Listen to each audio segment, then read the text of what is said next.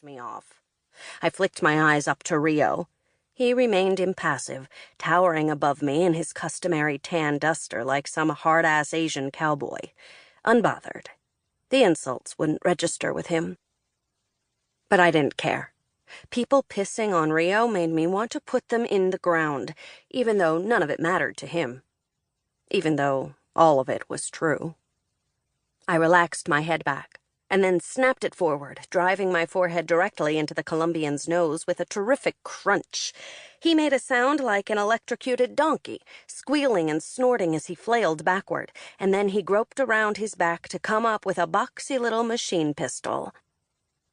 I had time to think, oh shit, as he brought the gun up, but before firing he gestured furiously at Rio to get out of the way, and in that instant the mathematics realigned and clicked into place, and the probabilities blossomed into a split-second window.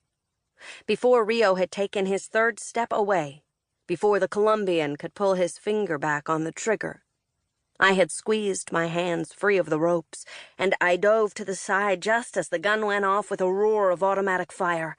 I spun in a crouch and shot a foot out against the metal chair.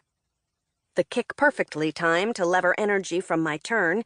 Angular momentum, linear momentum, bang. Sorry, Rio. The Colombian struggled to bring his stuttering gun around to track me, but I rocketed up to crash against him, trapping his arms and carrying us both to the floor in an arc calculated exactly to bring his line of fire across the far wall. The man's head cracked against the floor, his weapon falling from nerveless fingers and clattering against the cement. Without looking toward the side of the room, I already knew the three other men had slumped to the ground, cut down by their boss's gun before they could get a shot off. Rio was out cold by the door, his forehead bleeding freely, the chair fallen next to him. Served him right for punching me in the face so many times. The door burst open. Men shouted in Spanish, bringing Uzis and AKs around to bear. Momentum, velocities, objects in motion. I saw the deadly trails of their bullets spray before they pulled the triggers, spinning lines of movement and force that filled my senses, turning the room into a kaleidoscope of whirling vector diagrams. The guns started barking, and I ran at the wall and jumped. I hit the wall at the exact angle I needed to avoid being sliced open, but the glass still jarred when it shattered, the noise right by my ear and somehow more deafening than the gunfire. My shoulder smacked into the hard-packed ground outside as I rolled to my feet, running before I was all the way upright. This compound had its own mini-army.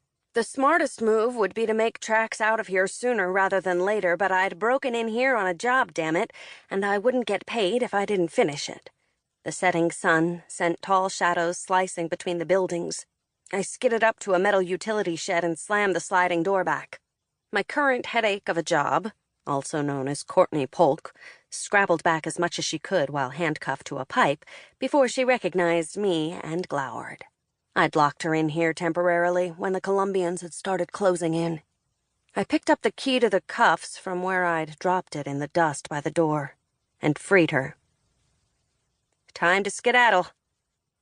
Get away from me, she hissed, flinching back.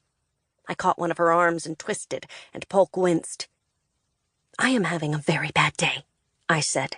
If you don't stay quiet, I will knock you unconscious and carry you out of here. Do you understand? She glared at me. I twisted a fraction of an inch more, about 3 degrees shy of popping her shoulder out of the socket. All right already! She tried to spit the words, but her voice climbed at the end, pitched with pain. I let her go. Come on. Polk was all gangly arms and legs and looked far too thin to have much endurance, but she was in better shape than she appeared, and we made it to the perimeter in less than 3 minutes. I pushed her down to crouch behind the corner of a building, my eyes roving for the best way out, troop movements becoming vectors, numbers stretching and exploding against the fence.